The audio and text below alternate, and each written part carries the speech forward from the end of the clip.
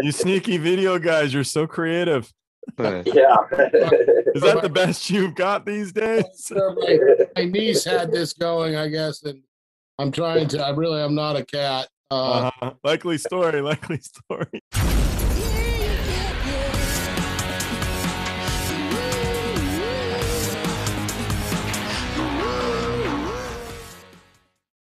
My name is Joel Miller, and you are listening to my podcast, Party Like a Rockstar. Today's guests are Peter Moll, who's toured as a video director with such acts as Elton John, James Taylor, Van Halen, Guns N' Roses, Velvet Revolver, Kid Rock, Billy Joel, Metallica, Nicki Minaj, Matchbox 20, Enrique Iglesias, and The Weeknd.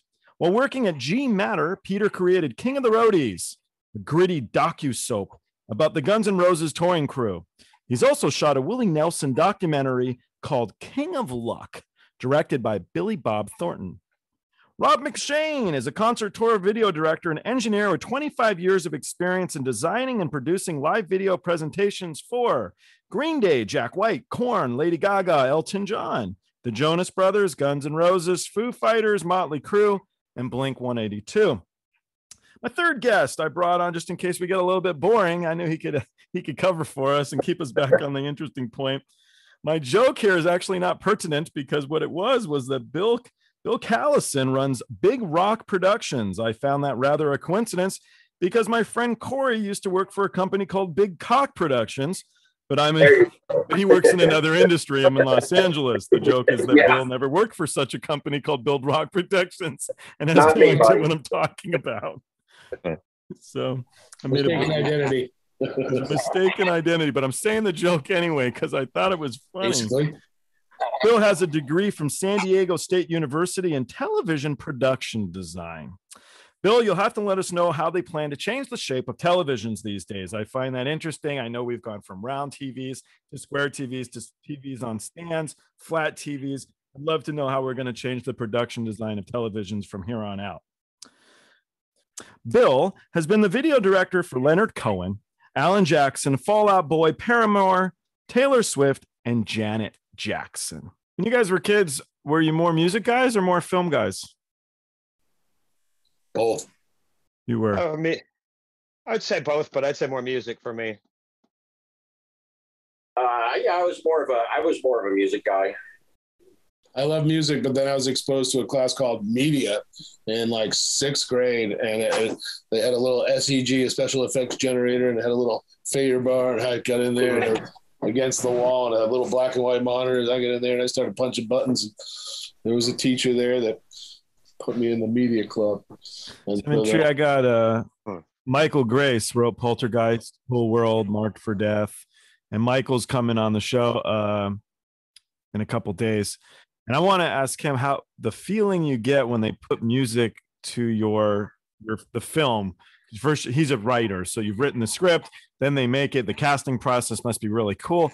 But when they actually put the music to the film, it's like the missing link. You know, it's the part that glues it together. And I'm super intrigued to see how you're emotionally there. But it is the same with you guys. I mean, you're starting with the music, I think, always, right? Because you're putting the video to the album always, or has there been an exception? No, I can't think of one. I think it's always been the music drives the visuals, you know? Yeah, I think there are exceptions sometimes. I mean, when you break the rules and you just, there's some songs it's like we do it completely out of focus, the whole song, you know, or we'll focus on the guy's beard and his lip ring and everything that's weird about the people. And like, let's do this one all messed up. And sometimes breaking the rules like that works and sometimes it doesn't. But the music usually drives it. And sometimes the emotion of the crowd drives it and the emotion of the moment, the big picture of what it is. And, you know, sometimes I'll pull it all to black if it calls for it. Like, you know, you don't have to use those screens because you're paying for them. You get a lot of artists who are like, we're paying for them. We want them on all the time. It's like, why? This song does not call for it. It's got one little flame, animated flame on the screen, and that is fitting for this song. And so, yeah, so you know, I haven't toured in a long time. Have they killed a lot of backdrops now because the videos have taken over? I feel like pretty much every show is an LED wall. Except for Green Day. Yeah, Green Day still has backdrops. Yeah, what's a backdrop?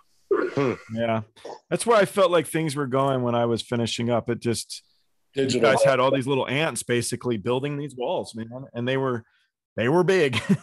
And there was and like you had said, it was truck after truck. This was in 2001, and it was like, well, this is obviously what's going to change here.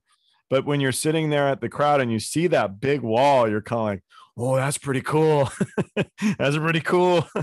They were super heavy. The early ones, like super heavy. It would take our guys to put each one on it. And then you're looking at like, that's a lot of weight, man. That's a lot of weight. So it was neat. Right, so I got an idea here for you, Bill. I got an idea. And it's an artistic idea. So this is my video idea. I'm thinking, if we have a guy sleeping on the screen for like Motley Crue, for example. So there used to be a hotel on Sunset that was called the Standard. When you lived here, did you ever go there, Rob? And they had like a girl. Standard, it had the sign was upside down. It said the Standard upside down. No. Yeah. Oh. And there'd be a girl, and she'd be like in an aquarium, and she'd be reading a book, or she'd be literally sleeping. And as you'd walk into the bar, she was in this big aquarium.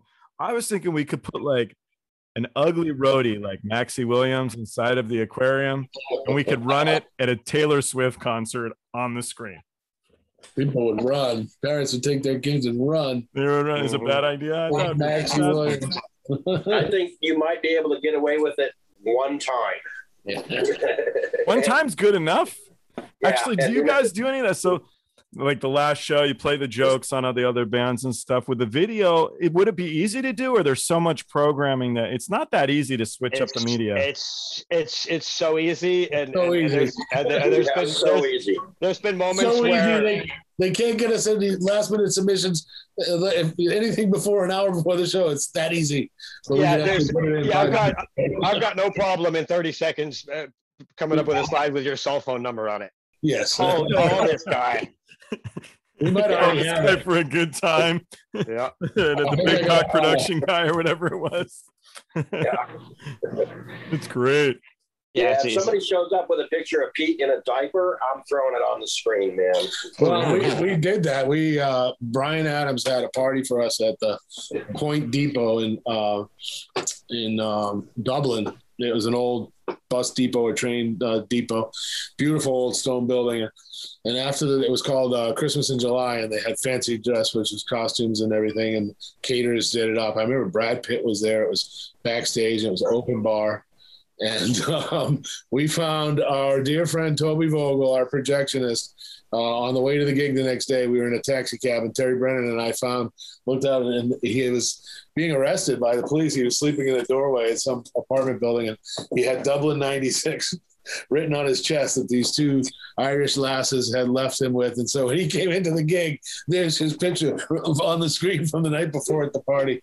And he didn't like that too much, but we always used to pull little pranks like that. He's okay, and I love it. I saw him not too long ago. He's working for that band Underworld. And I did a show with him in New York City. Those guys were incredible, but that's another story. I want to do movie night with you guys with like the 40 screens or whatever. Like any movie would be really cool to watch. Hey, can you put the game on? Put the game on. Oh, yeah, I bet you hear that. All the time.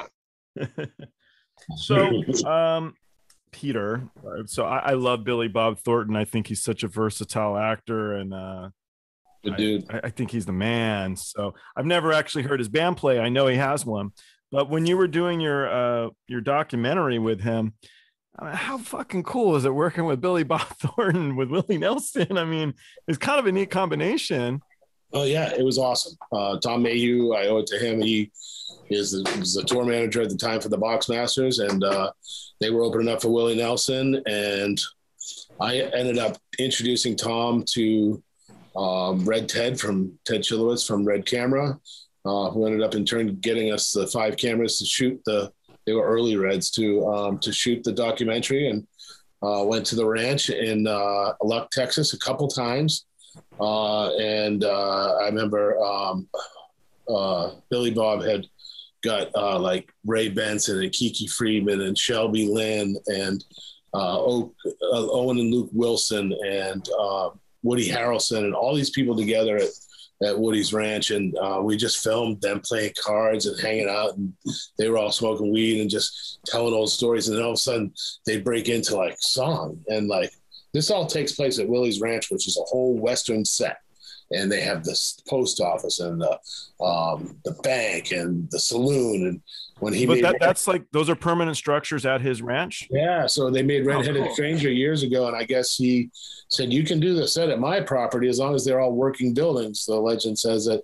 And his hang is a saloon that has he hangs behind the bar, but there's no booze or anything in there, but there's a little back room and it's all dusty and dirty, but there's Pro Tools in there, like computer rig and all Willie Nelson memorabilia all around the walls. But one of the best things that I take away from those experiences that I'm sitting there shooting documentary footage is they all tell each other jokes when they first, Billy Gibbons comes into the room and says, "Hey, Billy, I haven't seen you." He says, "Oh, Peter's here, my video guy. Do you mind if he shoots something?" He says, "Hang on."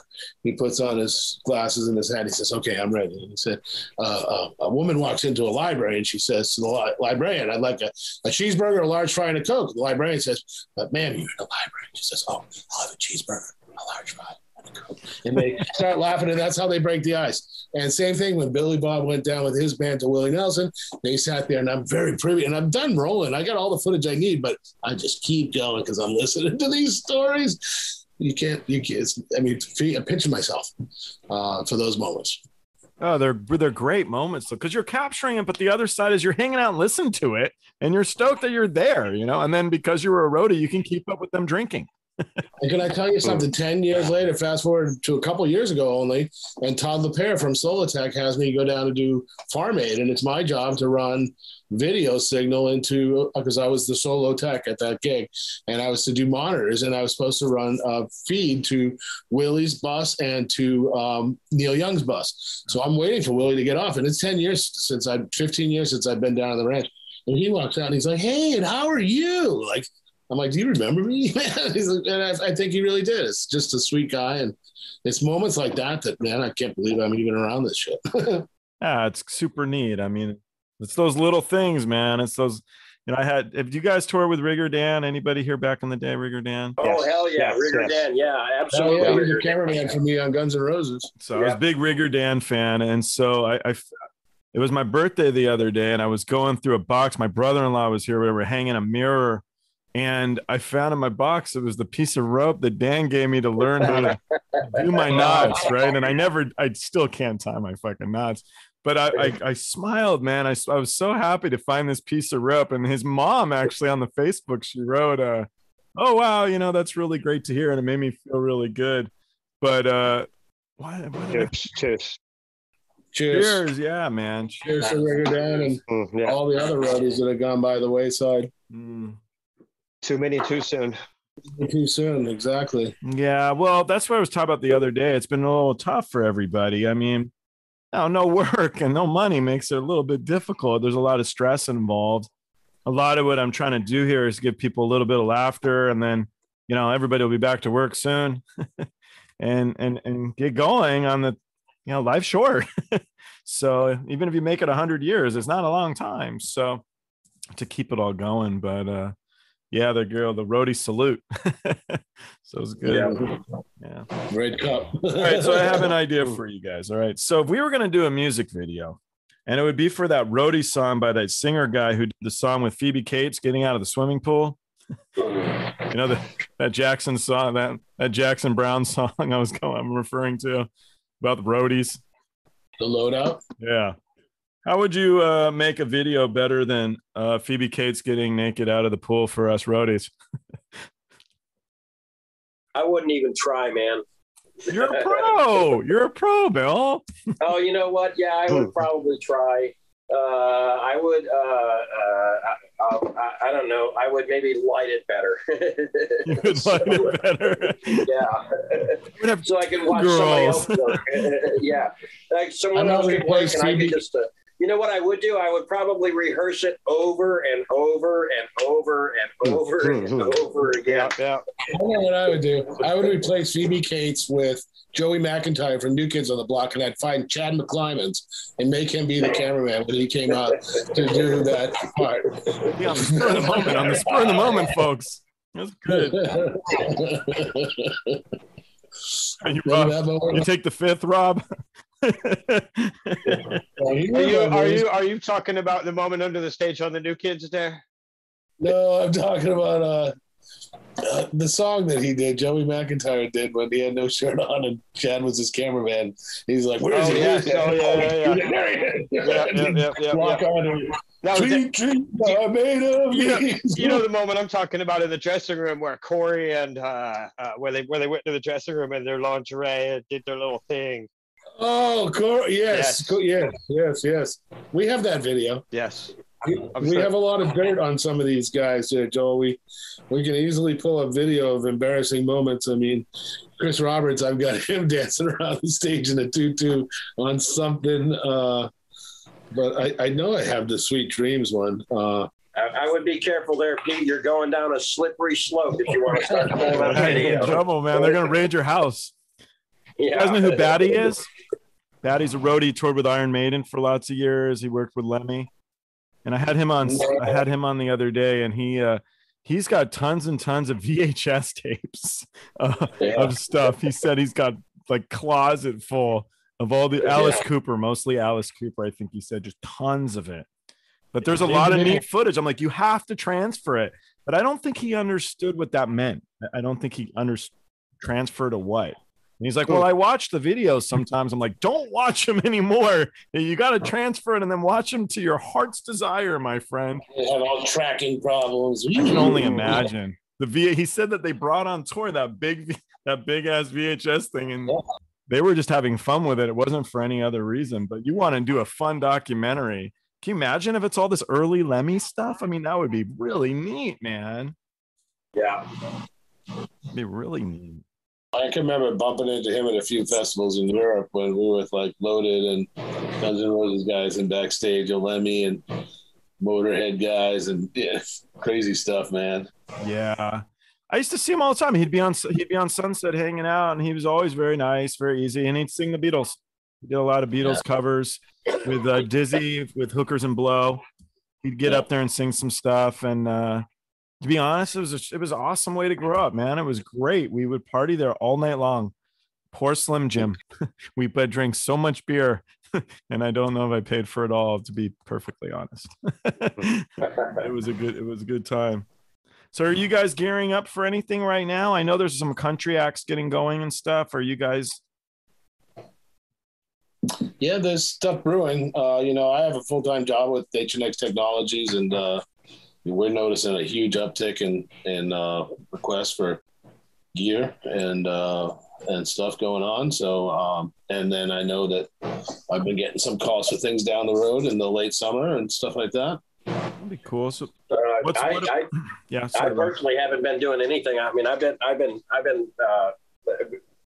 pre-pandemic. I was doing the Kendrick Lamar World Tour, which was, I was literally everywhere, all over the planet.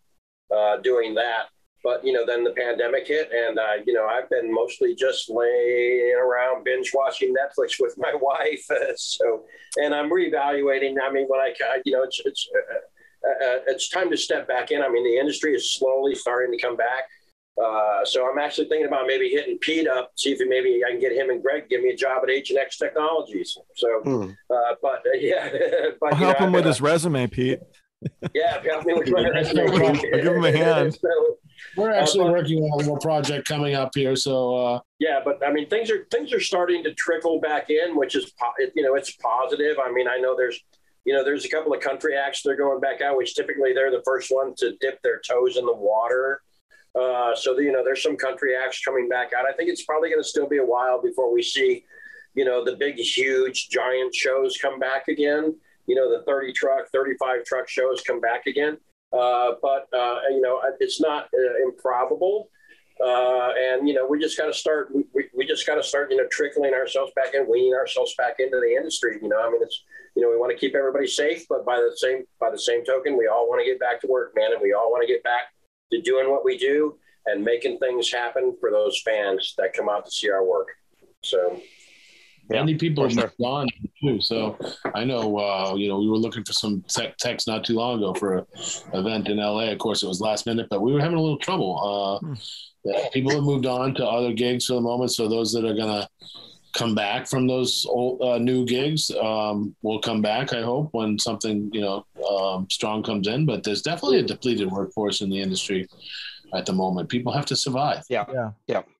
I mean, that's and it's not just survive. I mean, it's survive financially, but it's also survive, mentally and emotional health is just as important. And that was, for the months that I sat around when this pandemic started, it was 4 or 5 months. And don't get me wrong, that unemployment was good, was as good as anybody's going to get working for $25 an hour, at a job at Home Depot or whatever. But come a point after 3 or 4 or 5 or 6 months where it's like, it's a waste of time to sit home and collect that money. So I've fortunately had a good friend who's a carpenter who builds passive houses who has employed me full time.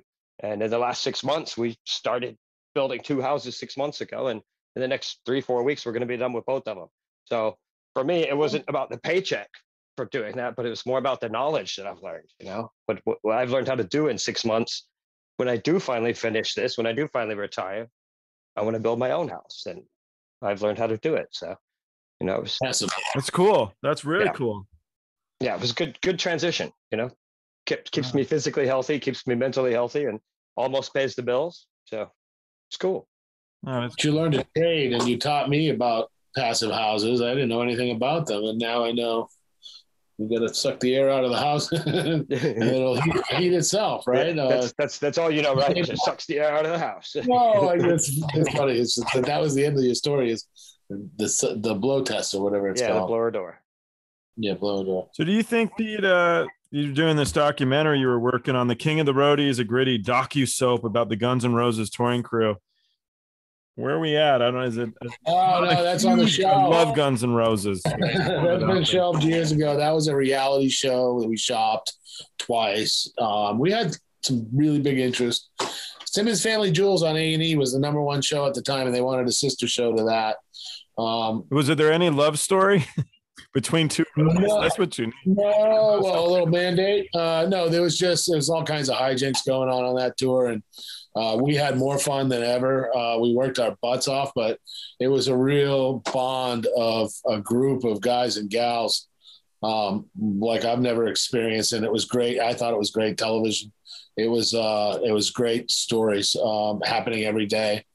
That you couldn't write. You needed to be out there and just put it in the can and then pull the nuggets out. So our show, unlike scripted show where they just go and shoot the script, is way more affordable. Our show was the budgets were through the roof to overshoot. And then, the roadies won't wait for you. You have to chase them and follow them like gnats on a wall. And, you just go to the bar, Pete. It's not so simple. I mean, what you're doing is great. I mean, we had an idea, we shopped it, and it didn't happen, and we moved on, basically. But we learned a lot from it, and Hollywood is an interesting place. We have a lot of people to thank. I mean, Duff McKagan was awesome to us. Axl was great to us and stuff, and everybody was great to us. The networks tried to do something on their own, basically, without us, and then we just moved on. But it was fun while it lasted. That's cool. I recently had something like that happen too. They took the idea and they tried to do it themselves. So we'll see if they make it happen or not. Yeah, we didn't claim to be the first ones with the idea. Yeah. But one of the networks decided they wanted to try a roadie show on a tour that they lasted like 2 seasons. And I think our show was that, but on steroids, and it was way more unscripted and way more natural. And the problem with that roadie show is it was backed by Cameron Crowe, man. Big deal. Oh, not that one. That was a different one. That was more of a soap opera. Ours was a real life thing. So okay. I mean, who does a prayer circle before the load-in and rides their skateboard into the load-in? Right through the truss. Cameron Crowe's thing didn't last for a while. We did, in fact. Toby Francis, God love you, brother. He and I have been talking for years. And in fact, on my wall, I have every episode from Border Crossing to, Bring Your Girlfriend to Work Day to, Stagehands Do That. And we have all kinds of episodes on Post-it notes about doing a comedy animated series, okay, without actors or actresses, but more like a Simpsons or a There was a Kiss one, right? There was a Gene Stanley one, I think. Yeah, maybe. There was a cartoon thing, but I don't know what it was about. I mean, he could have been solving crimes like Scooby-Doo. I can't remember, but Toby came over one time and we sat down and he told me this true story. Yeah. About a band who shall remain I think it might have been Aerosmith, but you were really good on that, Peter. That lasted like less than 2 seconds. I'm not going to tell you, but it's Aerosmith. He shall remain Aerosmith. But he told me this story that happened in real life, and he's like, and that could be like, it could be any band, and that could be a pilot. It's based on a true story. And I'm like, you kidding me? I'm like, that is absolutely the best story I've ever heard in my life. You know, Toby Francis is good for. You should get him on your podcast. I've interviewed him before. Toby Francis, I'll hit him up. Yeah, I'm even writing it down. That means I'll hit him up for sure. If he gets back to you. It's been pretty good so far. I've had a lot of people, and then, you know, like I told you on the phone, some of these guys, you know, you're looking at the resumes, you're like, holy shit, why does this guy want to talk to me? You know, I'm like, wait, I said this guy. But then I come up with some asshole remarks that have nothing to do with his actual production company, and everything goes good. Indeed, it does. Yes, it goes good. It was the Jameson. I think it made you friendly. That made me friendly, or made Pete friendly? Pete's always friendly. He's the kind of huggable guy everybody loves. You, I don't know. Indeed, so actually, one of the things Pete told me was, so you taught a course at Purdue. I taught several courses at Purdue, and at one point in my life, in a heartbeat, I found myself a single father with a 5-year-old, a 4-year-old, and an 18-month-old. And Purdue was one of my clients as a freelancer, and they'd been trying to set their hooks in me for a while as an instructor. And, you know, but given my situation, I couldn't really go back out on tour. So I did about a 10-year stint as a professor at Purdue teaching. During the course of that time, I had internships. I still kept my foot in the industry, you know, through several different companies that I worked for. And, you know, I would teach classes, and in the summertime, I would take, you know, 8 kids, and we'd go out with a truck full of video gear and a truck full of LED, and we'd bang around the country doing festivals. And the kids, you know, I taught introduction to video production, advanced video production, television production, you know, several classes. But in the summertime, the kids would go out, they'd get the real world experience. You know, they'd learn how to pull feeder, and they'd learn how to unload trucks and build LED screens and build up cameras and shoot the show. And they'd learn the rule of thirds and depth of field and stuff like that. And, you know, and they would go out and do a couple festivals, and they would get 6 or 8 college credits for that. So there's actually a lot of people that probably both Rob and Pete know that I kind of launched their careers through my program. It was the original experiential learning program, where we would actually take we'd take 4 or 5 kids out, and we'd hook them up with a schmaba or just a seasoned roadie, and they would gain the experience that they needed. And then, 3 years later, they've got all this experience under their belt. When they graduated, my placement ratio was higher than the School of Engineering was at Purdue. Great. So yeah, I did about 10 years there teaching, and then eventually wound up, leaving the university and going back full time into the industry. Did Kim Hampton come from you? Kim Hampton absolutely came from me, man. I took Kim Hampton on her first tour, sight unseen. We were on the cell phone. I absolutely Godsmack. I will send you a letter that I have on my computer about that tour. I've read that letter because Bill applied for a job at H&X. Please, please do. She's one of the most amazing people on the planet. She is. I am grateful that she came from you. Me and Harry Chin hired her. Actually, me and Harry Chin were dying on that tour. There was 2 of us running that video, and we had to have a third, and they just wouldn't give them to us, and they just said no. And they came up with some money, and it must have been Tim Sorolla, must have been TC that said, "Call this girl." Call Kim Hampton. You know what? And TC, she quit her job. Flight attendant, sight unseen, to come on the road with us. And a funny story. TC, also fruit of my loom. He was TC. We were doing a show, and TC was working as a fry cook. And I interviewed him in the lobby of the hotel. And I said, "Are you working today at the fry cook place?" And he said, "No." And I said, "Great, come across the street. We're doing a load in." Awesome. TC likes a good fry. He never looked back from then. I need a couple of people to help my friend Carrie. Have you guys ever toured with Carrie Charbonneau? I've been helping her move, and I threw my back out. I have toured with Carrie Charbonneau, but it has been 20 years, probably. Was it Prince or Dave?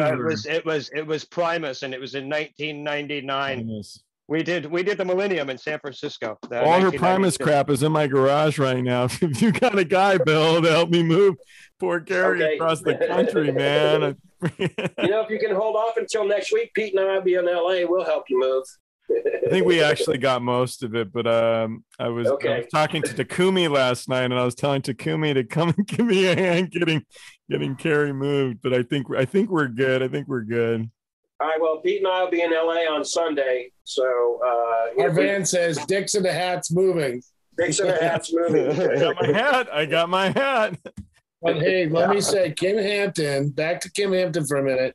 She's the one that introduced me to you, Rob. We went on a day off on Elton John or something. She was on that tour with us, or no, Tim Cirola took us, and we gave Tim Cirola some passes, and we went backstage, and that's where I met you and Kim.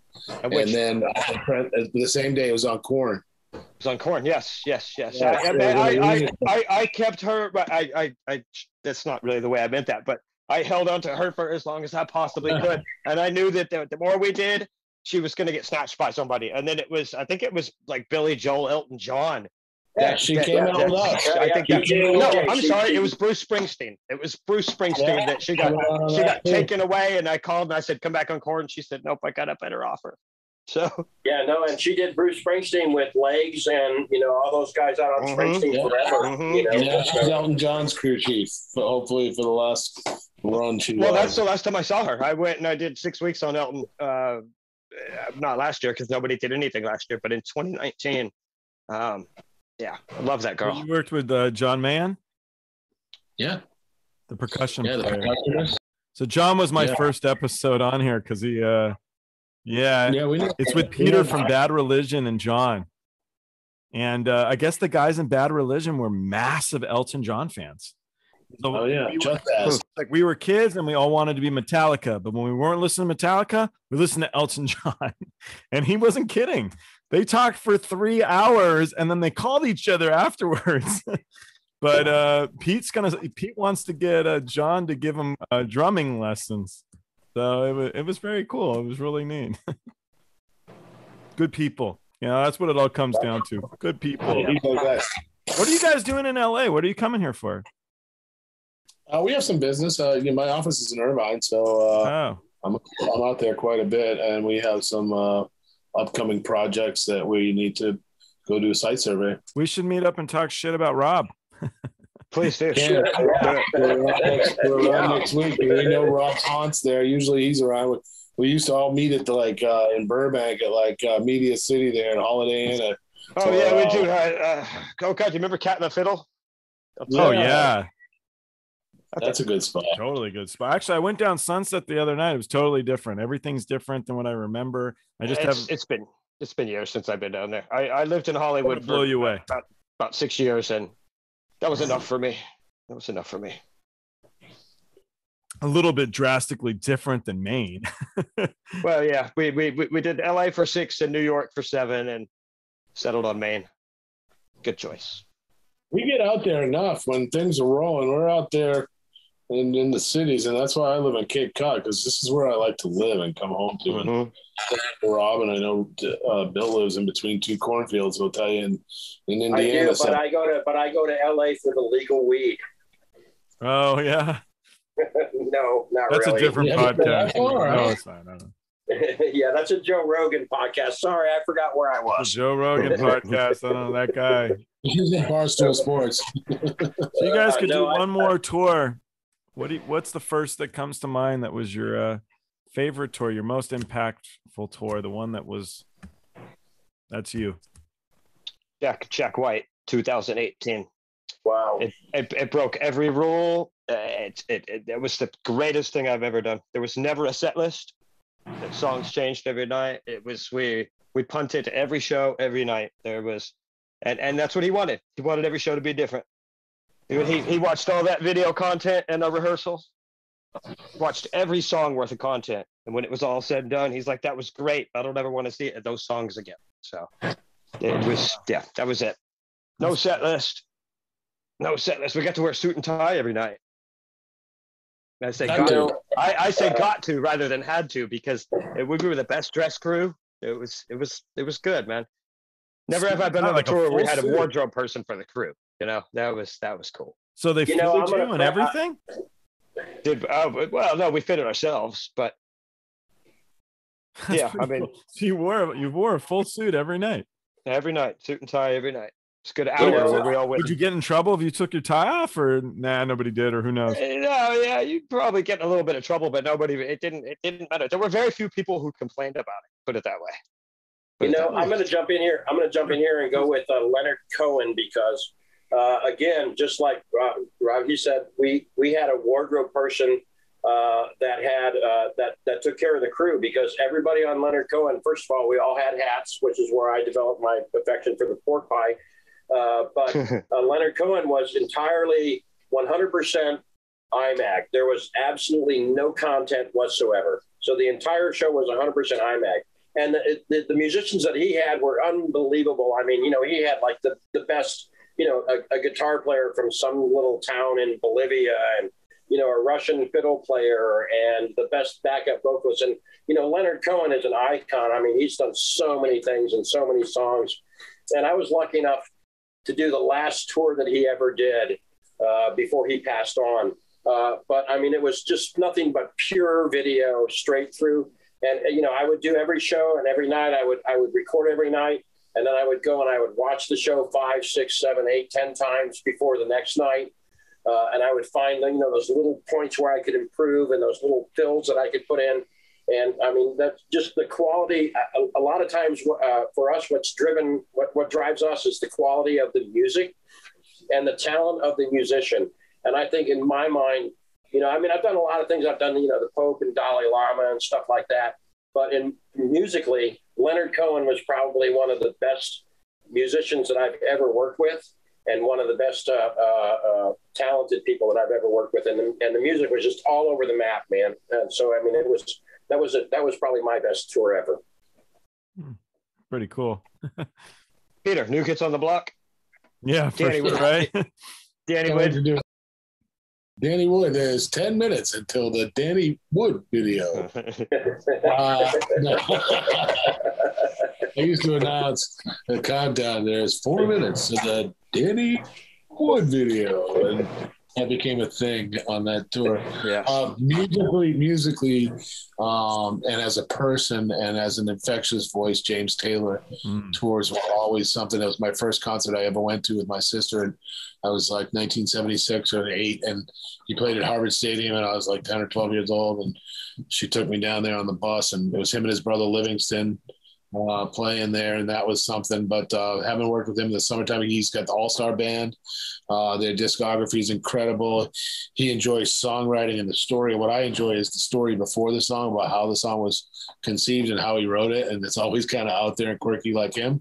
And he's just a gentleman. And so those tours are relaxing and nice, and I'd like to do one of those. But I'll tell you what, the last big tour I did was Green Day. They had their own plane, and we did South America and Europe, big festivals, and it was huge. And man, I'd known about Green Day for years, but I'd never seen them live. And they man, so much fun. And the crowds are amazing. The crowds are incredible. Yeah, and good dudes. So the crowds were amazing. So that was fun, and I'd jump in a heartbeat to do that one again. But you had a lot of good tours. I mean, musically, they're all different in their own way. But I try to find, even in the Cardi B and Nicki Minaj thing, you try to find that there's something fun to watch and enjoy. Yeah, Range Rover, all the those can be a little bit sometimes really a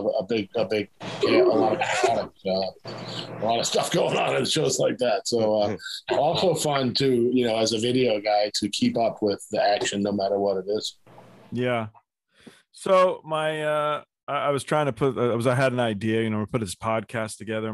I was at my buddy's house, and they've got there's 3 guys, and so their kids are in 5th grade, right? They're little girls in 5th grades. And so they said, well, we have a question that you need to ask people. And it was, when did you first feel famous? I love the idea of it, because you don't need to be quote unquote famous. You don't need to be a celebrity to feel famous.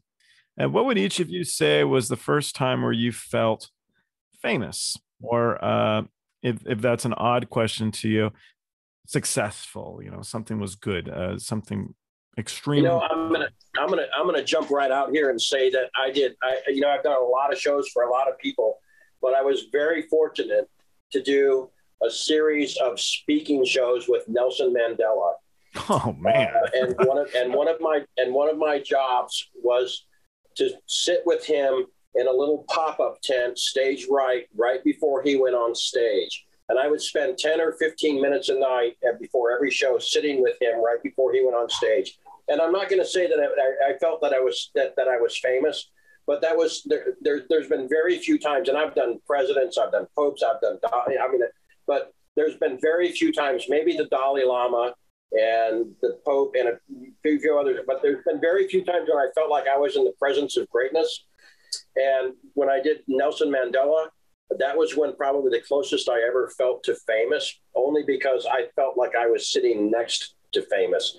Have you been to South Africa where he was in prison in his house and everything? Yeah, this was right after he came out of prison. I had a work box for 10 years that had a sticker on the side of it that said "Free Nelson Mandela." Oh, wow. And eventually I got to take that work box out on a show where I sat in a pop-up tent, stage right, with Nelson Mandela. Oh, come on. And that's probably not, I'm not going to say that I felt famous, but there's been one or two times in my life when I felt like, I've never felt famous myself, but there's been one or two times when I felt like I was really, really close to greatness. And that was one of them. And another one was when I actually did a show with the Dalai Lama. I have a carpet in my living room right now that was gifted to me by the Dalai Lama. I don't think I've ever felt famous myself, but I have been, on many occasions, 2 or 3 super occasions, felt like I was close to famous or close to greatness. And that was one of them. In his house, he has Sugar Ray Leonard's belt from winning, and he was a boxer before he was incarcerated. Yeah. And so Sugar Ray Leonard gave it to him, and it said he gave it to him, and he said to the real champion, and that's where Sugar Ray Leonard's belt is. Nelson Mandela's house. Absolutely. So cool. So cool. So were you involved? Like, I love Tracy Chapman. God, I think she's so great. What was this because when he came out was when she blew up because she played that Nelson Mandela concert. Was that where you were around there? Or? No. I mean, I picked up a gig that was just a speaking tour for him, and they needed, again, just another pure IMAG director.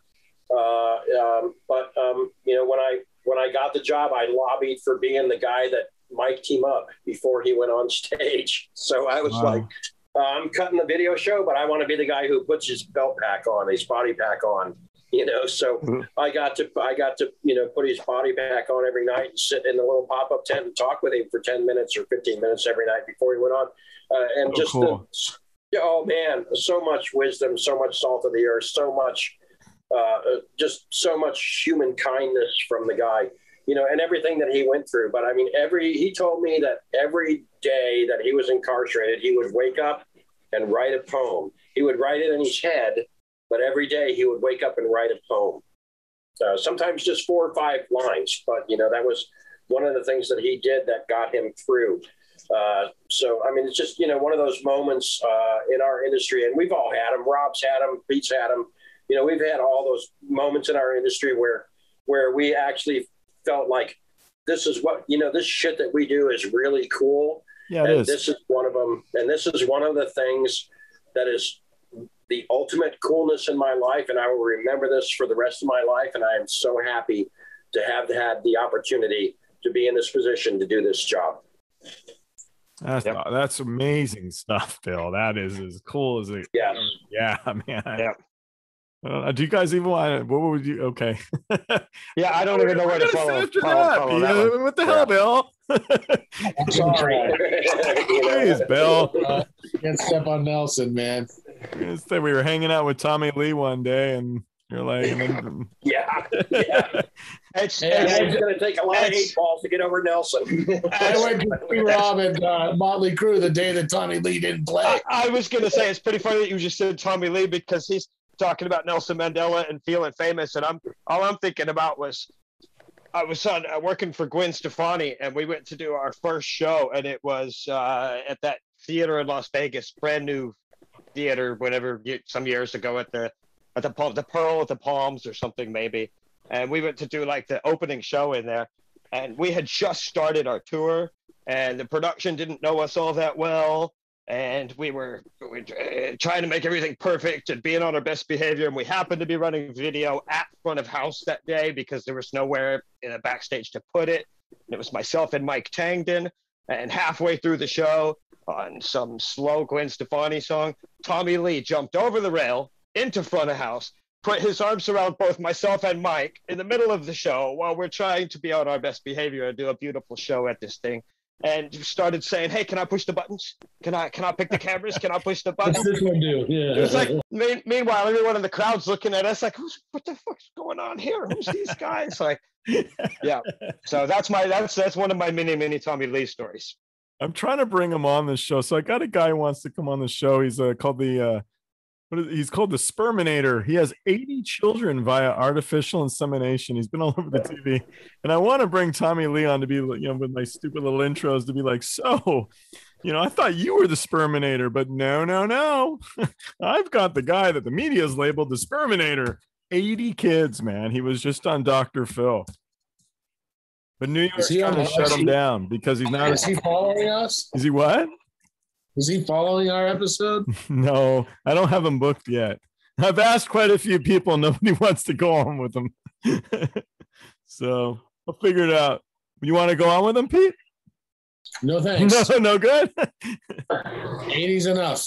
Yeah, 80 kids, man. He's going to have 100 kids. I don't need any more children. Terminator. All right. So what's your, is that your one? Is Tommy Lee? Because it's a great story. No, I just happened to think of that. I don't even know where I would follow up. Because he's a big guy, man. I don't know how tall you are, but he must have towered. No, I'm a little short guy. He's a really big, tall guy. A big dude. Yeah. That's cool. You got one that comes to mind where you felt maybe it was building that house. I think that house thing's actually a big accomplishment. I can't even imagine doing that. Yeah, it's something else. I mean, it's not something I want to do for a whole lot longer, but it's been a lot of fun and a big learning experience. Yeah, doors open, doors close. They're really neat though. You having had said I built a house, I think that's amazing. So I couldn't do that. I think that's cool. Yeah, I'm going to have him come build my house in another year or so out here in Indiana. You going to be able to afford the lumber? Maybe I might have to take a lottery, but yeah, gone up 340%.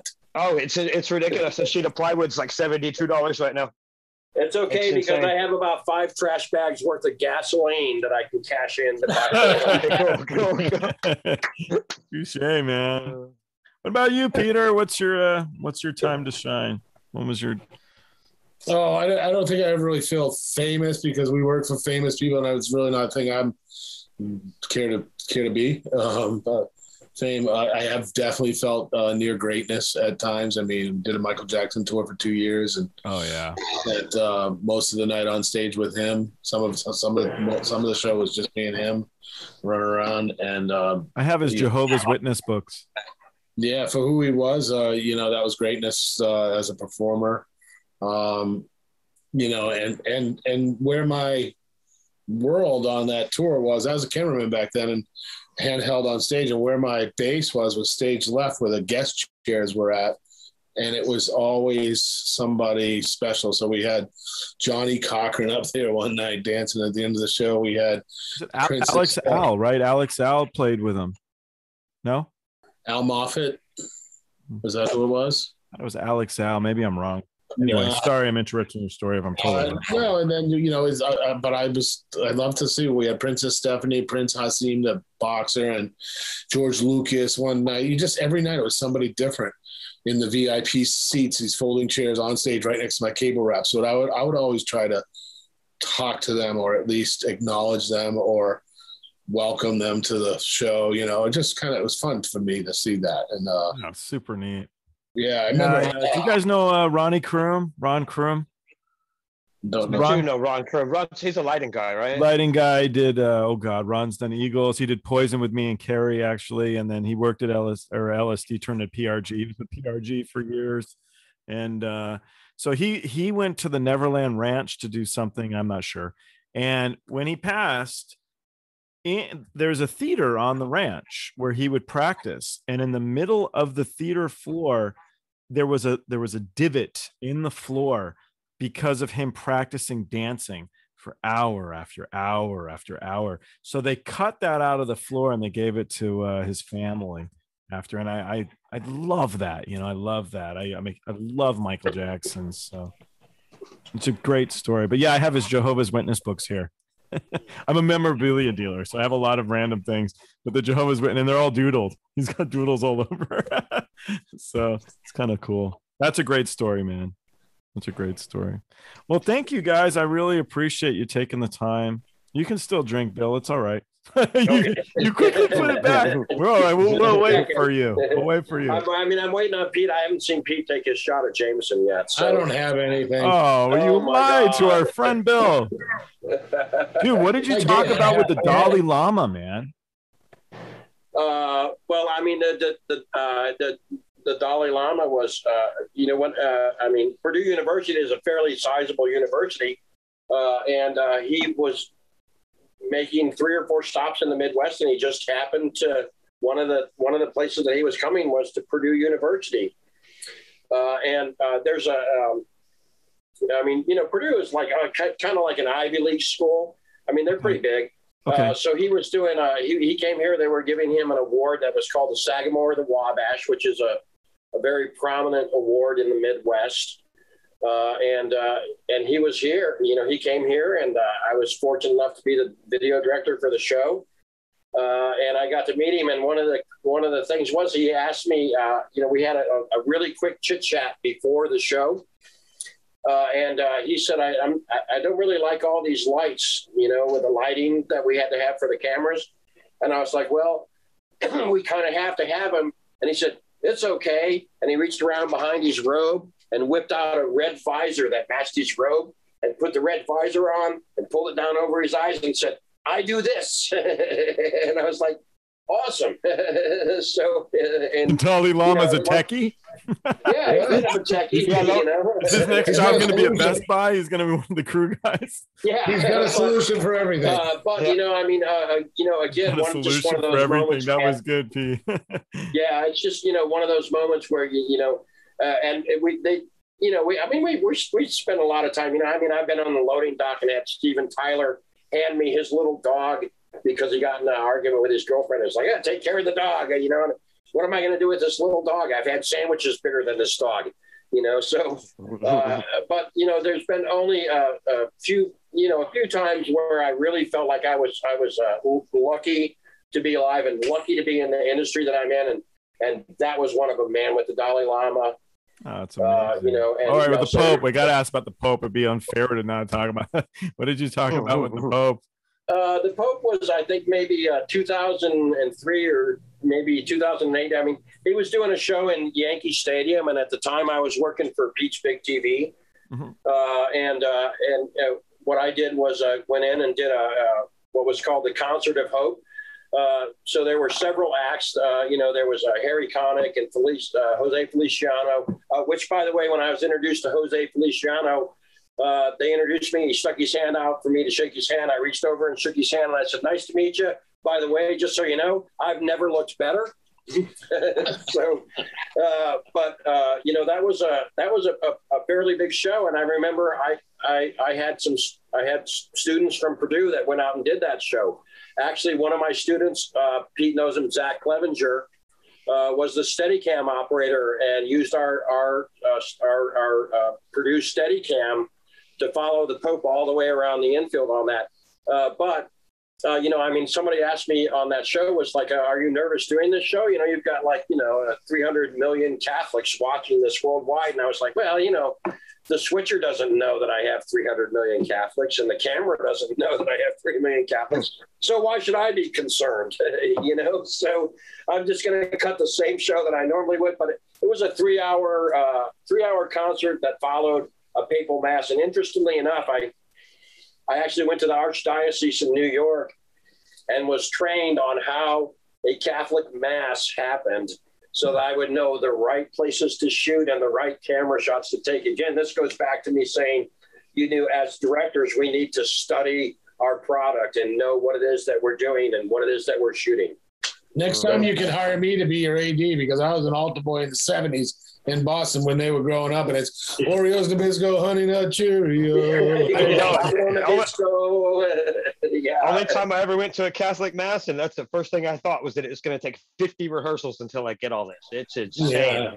Absolutely. Put a lot of effort into those shows. I mean, sometimes I think what people don't understand is on shows like that is the effort that we as video directors that we put in ahead of the time. How many hours and hours and hours do I spend in my office at home learning this, watching the music, learning, beat for beat, bar for bar, what's happening, so.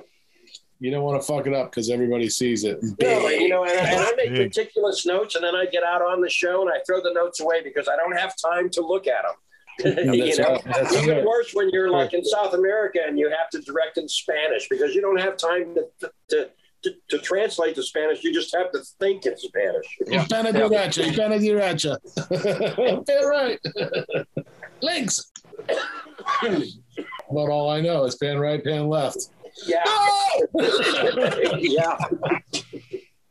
Yeah, and then you wind up, you finally get to the point where you can direct a show in Spanish, and then you show up in Bolivia where they speak Colombian or some other, it's like Portuguese, Portuguese. Something that's kind of Spanish. That's a tough language, man. Yeah. Zoom. Yeah. Well, guys, that's hard. No, sorry, you can keep going, Peter. Oh no, it's getting late. I really do appreciate all your time, and I hope you guys had fun. It was cool talking to all you guys for sure. And I don't know, we'll have to all hang, man. We'll have to drink those microbrewers. Yeah, it's always good to see you, Rob and Bill, and it's good to see you, Joel. So thank you so much. Thank you, guys. Thank you. I really appreciate it. And for the rest of the people who've made it this long in this podcast and are still watching, I don't know why they haven't clicked off yet, but we're like 11 episodes deep. It's coming back. It's because they like your hat, Pete. And by the way, just so you know, Pete only wears the hat because his hairline is receding down to his ears. So I went into a bar the other day, and he's you got your mask on, so do you have your ID on you? I did this, and he's like, okay, you can go in. And so I cruised into the bar. I don't know, I had skin cancer, so I started wearing a hat, and I wasn't used to it, and so I kept leaving my hat everywhere.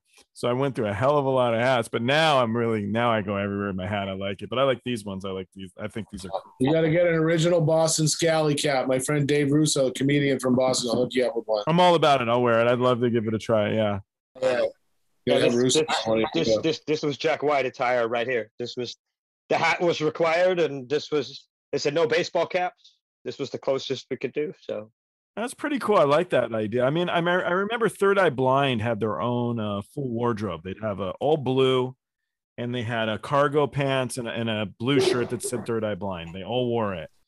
Now, in case you didn't know who they were. The what? In case you didn't know who they were. We're Third Eye Blind. Third Eye Blind.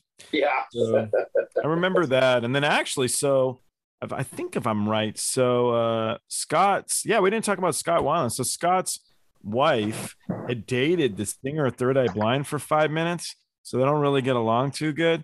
So I didn't like him, and it was like, oh, that's okay, don't worry.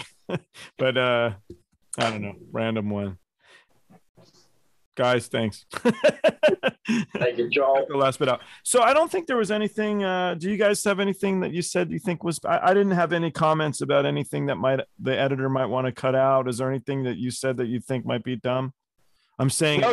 So he knows. You just mentioned the editor. I had a conversation with Frank Scambolone earlier this evening, and the first thing he said was that the editor quit the day after the editor fucking quit, dude. She quit. The day after you had Frank. So that only makes sense. Editor quit. My new editor is a good dude, man. He's all about it. He's a music guy, so he's all into it.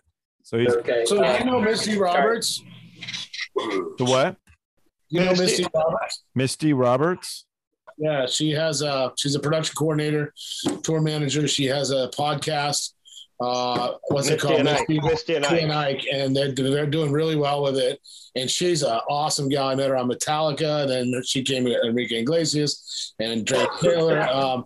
She's salt of the earth. She's women in music. She's fantastic. She's fantastic. She's got a real mind of her own. She speaks her mind. She'll put you in her place if you need to be put in a place. And she's somebody you should connect with because what she's doing is successful. And if you guys could somehow partner and have your part, maybe be on a network together. I'll talk to her because I wrote yesterday to the behind the backstage pass guy. Yeah.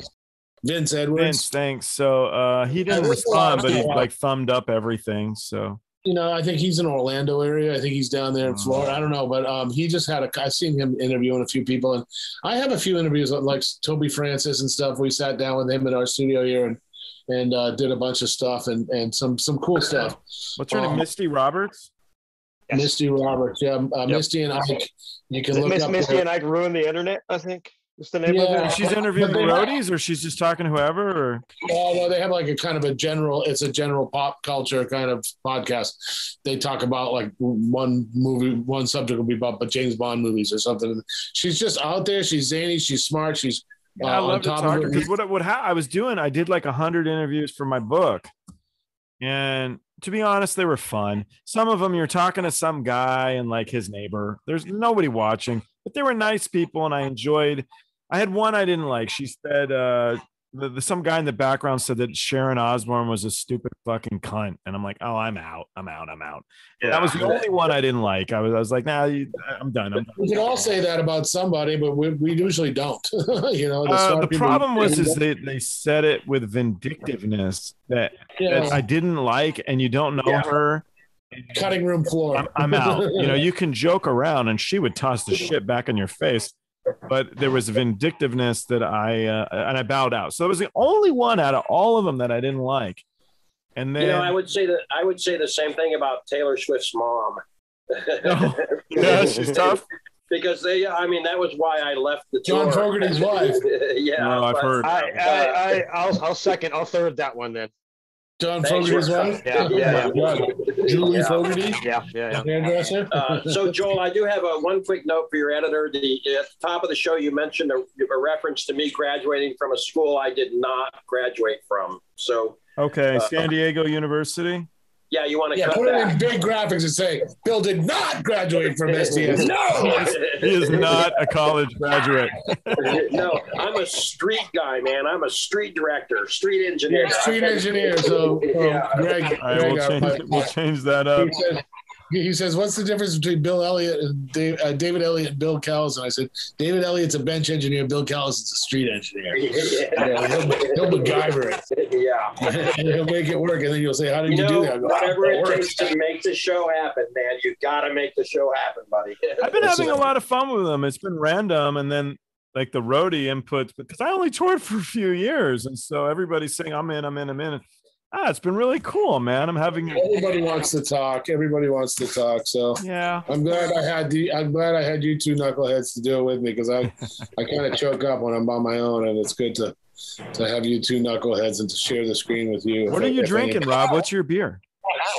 Right now, I am drinking a Sebago Haze Forward. It's local. I always drink local. I like hazy IPAs.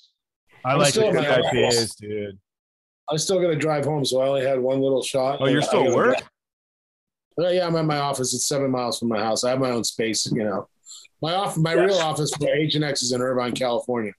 But I have an office that's, 2 rooms, office, kitchen near my place because I need to get away from my children and wife to get anything done. Yeah.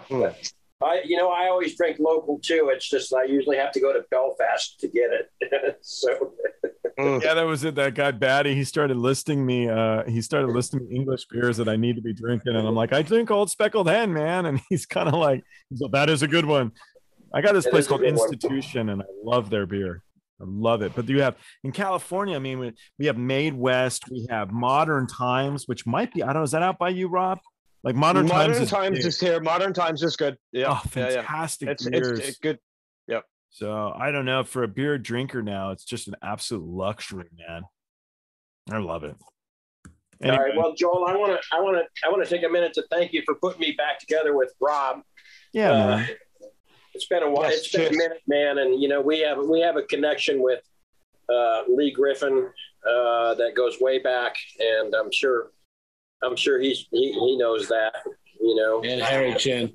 Yeah. And Harry Chin.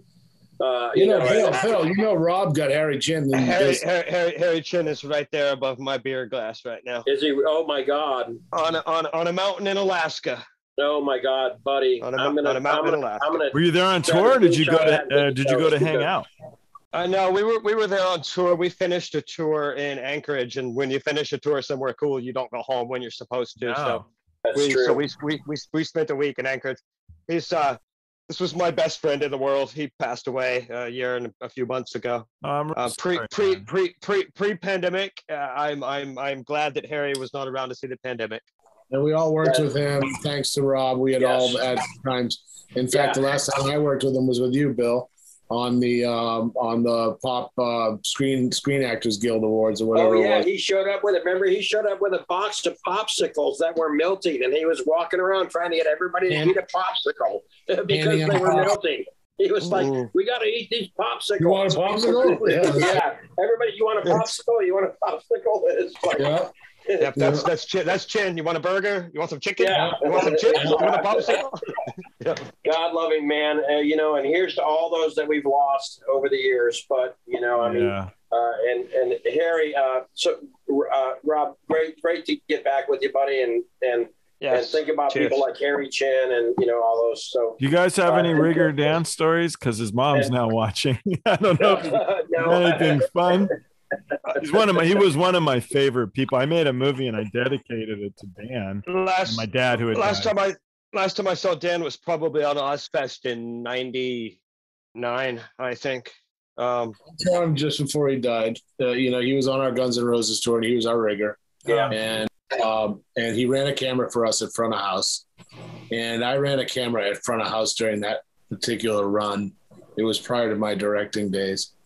And I looked over one night, he was trying to lower the camera, and I was like, "Hey, do you want me to help you raise that camera?" And the camera hit the deck, long lens, and we had been lobbying because in rehearsals they took away 2 of our crew members, and I was the crew chief, so we got cut from an 8-person crew to a 6-person crew.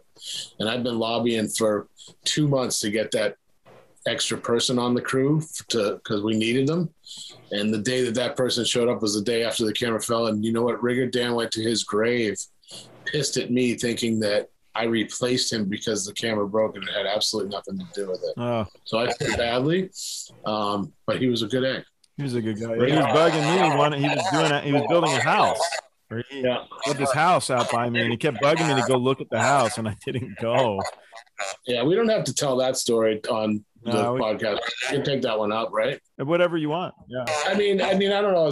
I don't want to leave it on a sad note, you know, that like he broke a camera. You know, I mean, I mean, you know, this is just us talking about people that we love, man. We love Harry. We all loved Harry Chin. We all. It was just unfortunate. I hate him going to his grave being mad at me for something that just didn't. No. Yeah, but was he really mad? You know, you never really know the ins and outs. That's actually so. The reason why with Sharon, it has nothing to do with anything music related. When Dan died, Sharon took his dog and took care of his dog until his family came and got the dog.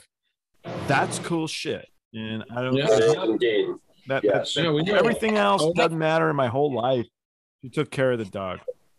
The one to talk to about Sharon is Opie, because he did all those early shows with the Osbournes. I got to get him on here. I got to reach out. I interviewed him before for King of the Roadies. It was awesome. I mean, I interviewed a lot of people. They're old tapes, and I have rights to them all too. So there's some good stuff. I mean, Snake Sabo from. Oh, so Snake, I want to get on here because he's the storytellers, man. Yeah, he was talking about. He was talking about like sleeping in his bunk on the bus, and here he goes up and the driver's got a fucking shotgun. He's shooting outside on the highway. I've texted him and I've called him, but he hasn't replied yet. Rock McGee Entertainment. He worked for with Marie Matthews, but he He did the music, some of the music for my movie. I made a movie, and then Dizzy did it and Snake did some stuff together and everything. So I sort of know him, but I'd love to get him on here because last time I saw him was when we did Loaded in Europe, and it had to be 10 years ago, 2011 or 12 or something like that. And he was there with Down, Phil and Selma's band. It's got to be editor. It's one of my favorite lines. So he, my engineer's there, and he says to Snake, "So what's it like being a rock star?" And Snake was like, "Well, you wash your balls off in the bus sink, and you fucking do it again in the next day." And I'm like, "Wow, Snake!" I'm like, "What the fuck?" Yeah, he's bagged one. He just looked at me and goes, "What, you got better?" I'm like, "Well, I wash my hands before I wash my balls, but I guess it's the same shit. And I need a piece of pizza. I need a piece of pizza." It was great. Every good roadie has a pizza box. There you go. There you go. All right. Well, we'll let you drive home, Peter. Thank you for your time, Rob and Bill. And thank you, Joel, so much for having us, man. I really appreciate it. It's been great. It's awesome to get back and actually talk with people about the industry, and I'm really hopeful that we all have something to look forward to soon. I think we do, and I think it's going to come sooner than we think. I really wholeheartedly agree. I think we'll look back on this in 1 year from now. I hope. I mean, the lineups of these bands are going to be the lineups of the whatever you want to call it, they're going to be fantastic. You're going to have Paul McCartney and Elton John. You're going to have a fantastic tour because there's only so many venues. So I think people are going to be working, and the shows are going to be great, and there's only so many roadies, and a bunch of them left. So let's see what happens. And it's rebirth of you're excited to get back to work again, rather than maybe doing a tour where you're like, "Oh, we need you to director and engineer for $500 more." yeah. Hey, Pete, I'm still looking for a job. Maybe you and Greg Graveman can hire me at H&X. That's not bad. Yeah. All right, fellas. Thank you very much, Joe. Appreciate it. Thank you, Joel. I like the hats. I like the hats. Thank you. See you guys. Bye.